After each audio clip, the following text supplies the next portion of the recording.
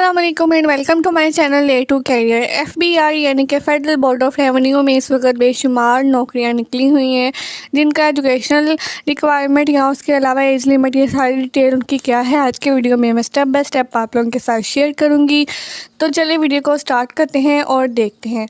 But उससे पहले मेरी आप लोगों से रिक्वेस्ट है कि इस तरह की मज़ीद एजुकेशन की इन्फॉर्मेशन के लिए मेरे चैनल को सब्सक्राइब कर दें ताकि इस तरह की एजुकेशन की अपडेट आप तक पहुंचती रहे।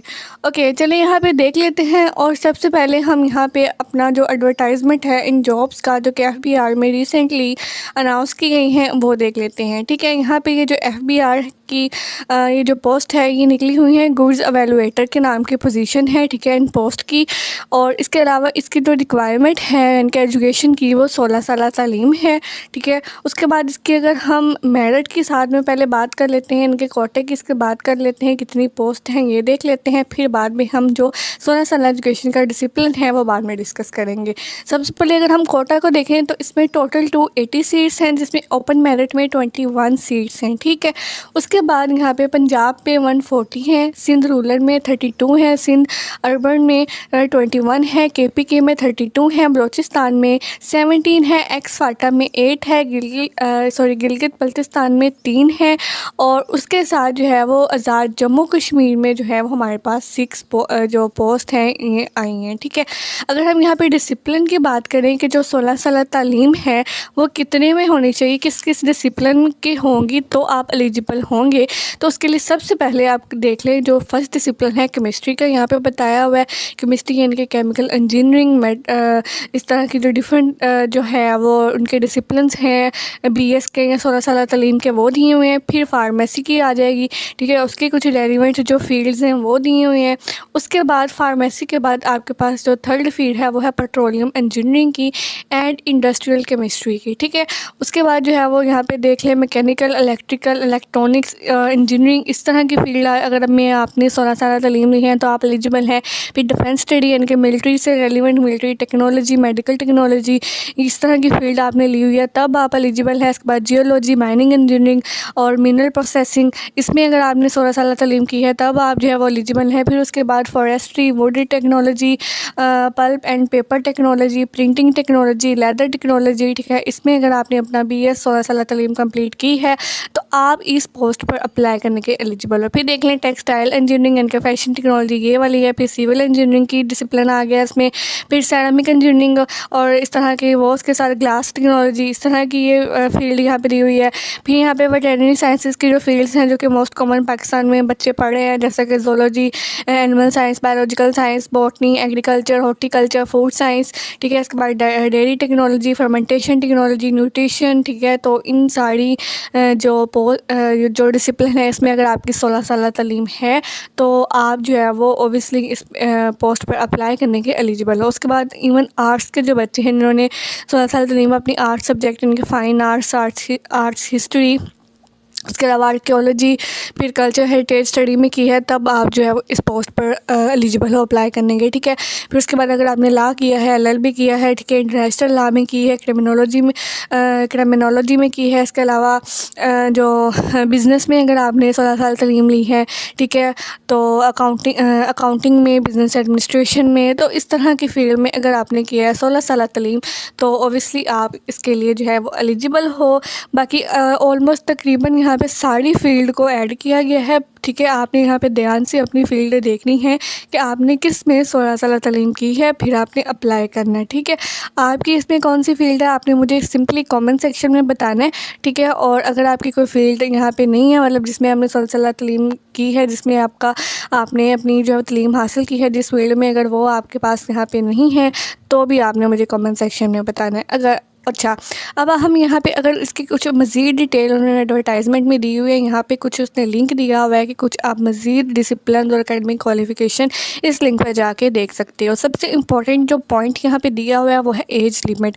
यहाँ पे जो एज लिमिट है वो 30 ईयर्स दी हुई है। ठीक है, मतलब लास्ट डेट क्योंकि इसकी 2 जून 2026 है तो आपकी 30 साल उम्र जो है वो 2 जून तक होनी चाहिए। उसके साथ कोई यहाँ पे गवर्नमेंट या जनरल एज रिलैक्सेशन नहीं दी गई। ठीक हो गया। आई होप सो कि ये भी पॉइंट आपका क्लियर है। उसके बाद कुछ मज़ीद पॉइंट्स उन्होंने यहाँ पे डिस्कस किए हुए हैं जो कि मैं आप लोगों के साथ जो है वो आपको रीड कर देती हूँ जल्दी जल्दी, जिसमें उन्होंने कहा हुआ है कि ये जो पोस्ट है ये प्योरली कॉन्ट्रैक्ट बेस है, परमानेंट नहीं है। दूसरा उन्होंने कहा हुआ है कि इसमें जो भी आपने डिग्री या टेस्टिमोनियल अपनी जो है वो यहाँ पे सबमिट करवानी है, जो भी कैंडिडेट की होगी वो HEC से जो है वो अटेस्टेड होगी, ठीक है। इसके बाद तीसरा पॉइंट है कि एप्लीकेंट जिन्होंने बाहर से डिग्री की है वो उसके पास भी उनकी जो डिग्री है वो HEC से सर्टिफिकेट हो। फिर चौथा पॉइंट है कि किसी भी गलत इन्फॉर्मेशन की सूरत में आपकी एप्लीकेशन जो है वो रिजेक्ट हो सकती है, वो जो कैंडिडेट है वो डिसक्वालीफाई हो सकता है किसी भी स्टेज पर, ठीक हो गया। फिर नेक्स्ट पॉइंट में उन्होंने कहा कि जो FBR है उसके पास के जो है वो ये प्रोसेस है कि जो हायरिंग प्रोसेस है वो किसी भी स्टेज पे इंक्रीज़ या डिक्रीज़ कर सकता है नंबर ऑफ़ वैकेंसी। मतलब 280 अगर सीट है तो ये FBR के पास पूरा अथॉरिटी है कि वो ये सीट इंक्रीज़ डिक्रीज़ कर सकता है बाद में, ठीक है। फिर नेक्स्ट पॉइंट है उन्होंने कहा है कि FBR is an equal opportunity employer, ठीक है। तो इक्वल अपॉर्चुनिटी है सबको प्रोवाइड की जाएगी इसमें।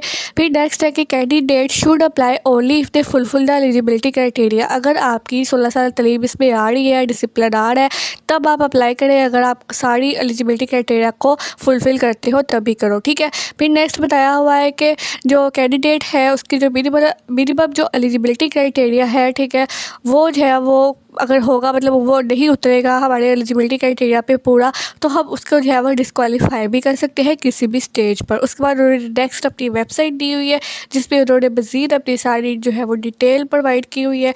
बाकी अब आपको मैं आगे बताती हूँ कि आपने अप्लाई किस तरह करना है, ठीक है। तो अप्लाई करने के लिए उन्होंने यहाँ पे एक सबसे पहले लिंक दिया हुआ है, ठीक है। और लिंक से पहले आपको बता दूँ कि आपने अपनी एप्लीकेशन ऑनलाइन सबमिट करवानी है, यहाँ पे कोई भी हार्ड कॉपी सबमिट नहीं होगी, ठीक है। एप्लीकेशन जो है यहाँ पे ऑनलाइन सबमिट होगी। ये वाला पोर्टल दिया हुआ है।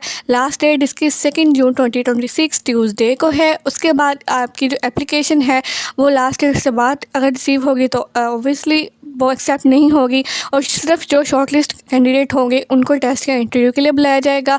और तीसरा नेक्स्ट जो लास्ट पॉइंट है, सॉरी, उन्होंने कहा हुआ है कि आपके जितने भी सारे डॉक्यूमेंट हैं वो ओरिजिनल में उनकी फ़ोटोकॉपी होनी चाहिए, ठीक है, at the time of interview या टेस्ट के टाइम, ठीक हो गया। बाकी ये उन्होंने थोड़ी सी डिटेल दी हुई है अपनी कि हाउ टू अप्लाई। बाकी मैं जो है वो जल्द इस पर डिटेल वीडियो एक लेके आऊँगी जिसमें मैं बताऊँगी कि आपने किस तरह अप्लाई करना है।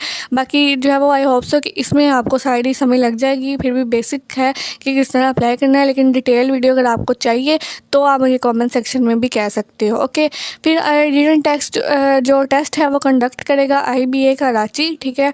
और इनकी जो स्पेसिफिक लोकेशन भी होगा टेस्ट कराची, लाहौर, कोयटा, पेशावर, इस्लामाबाद, मतलब इन रीजन में आपका जो है वो टेस्ट के लिए टेस्ट सेंटर बन सकता है। इसके बाद उन्होंने अपना यहाँ पे चलान का बताया हुआ है कि 5000 जो है वो ये फ़ी वाउचर होगा जो कि आपने अपने बैंक अकाउंट से, मतलब बैंक से, मेज़ान बैंक से, आपने उनकी किसी भी बयान से इसको पे करना है। एंड जो टेस्ट फ़ी होगी वो ओबियसली नॉन रिफंडेबल और नॉन ट्रांसफरेबल होगी, ठीक है। तो आपने जो है वो इस तरह करके ये सारा अप्लाई करना है। ये सारी इसकी डिटेल है, ये सारी जो है वो इसका जो है वो सारी eligibility criteria. I hope so कि मैंने सारा क्लियर आपको कर दिया होगा, सारा डिस्कस कर दिया होगा। फिर भी अगर कोई क्वेश्चन है या आप चाह रहे हो कि मैं एक detail video step by step सारा आपको अप्लाई करके दिखाऊं तो भी आप कमेंट सेक्शन में कह सकते हो। बाकी अगर आपको वीडियो अच्छी लगी हो तो वीडियो को लाइक ज़रूर कीजिएगा, चैनल को सब्सक्राइब भी कर दें। Thank you so much for watching and अल्लाह हाफिज़।